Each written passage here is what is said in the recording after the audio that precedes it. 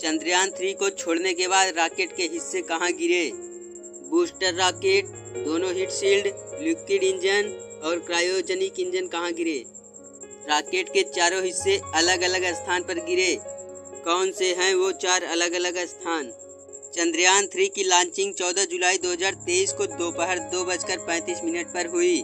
Correct 2:35 पर rocket LVM-3M4 का engine start हुआ और चंद्रयान 3 को लेकर बादलों को चीरते हुए चांद की तरफ चला। 130 सेकंड बाद यानी 62 किलोमीटर की ऊंचाई पर पहुंचने पर दोनों बूस्टर रॉकेट से अलग हो गए और रॉकेट का मेन इंजन स्टार्ट हो गया। 196 सेकंड पर रॉकेट से दोनों हीट शील्ड अलग हो गई। 307 सेकंड पर रॉकेट से लिक्विड इंजन अलग हो गया। रॉकेट से लिक्विड इंजन अलग होने के बाद क्रायोजेनिक इंजन स्टार्ट हुआ और चंद्रयान 3 को लेकर पृथ्वी की कक्षा की तरफ तेजी से बढ़ा और कुछ दूर जाकर क्रायोजेनिक इंजन भी बंद होकर चंद्रयान से अलग हो गया और भारत का चंद्रयान 3 लॉन्चिंग के 16 मिनट बाद पृथ्वी की कक्षा में स्थापित हो गया।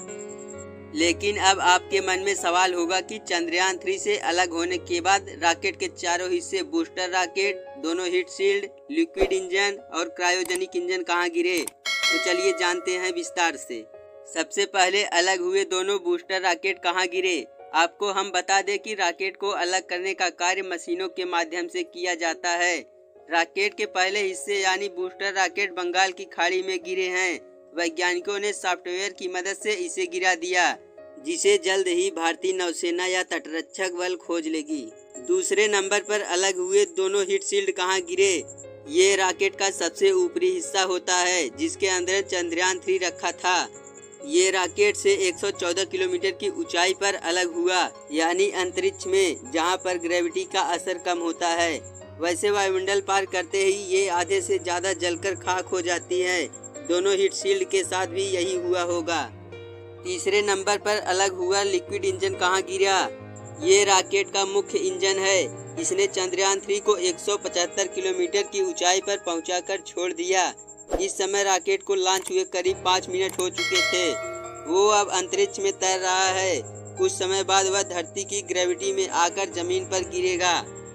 इसरो के वैज्ञानिक द्वारा सॉफ्टवेयर की मदद से इसे समुद्र में गिरा दिया जाएगा। चौथा हिस्सा यानी क्रायोजेनिक इंजन कहाँ गिरा? इसकी कहानी अलग है। क्रायोजेनिक इंजन चंद्रयान 3 को लेकर 176.57 किलोमीटर की ऊंचाई पर ले जाता है। यहीं पर क्रायोजेनिक इंजन चंद्रयान 3 से अलग हो गया था और चंद्रयान 3 की लॉन्चिंग के 16 मिनट बाद चंद्रयान 3 पृथ्वी की कक्षा में स्थापित हो गया। लेकिन क्रायोजेनिक इंजन अंतरिक्ष के वैक्यूम में तैरता रहता है। इसे पृथ्वी पर आने में थोड़ा समय लगेगा। इसरो के वैज्ञानिक और दुनिया भर के वैज्ञानिकों द्वारा किसी भी रॉकेट लॉन्च के बाद उसके हिस्से पर नजर रखते हैं।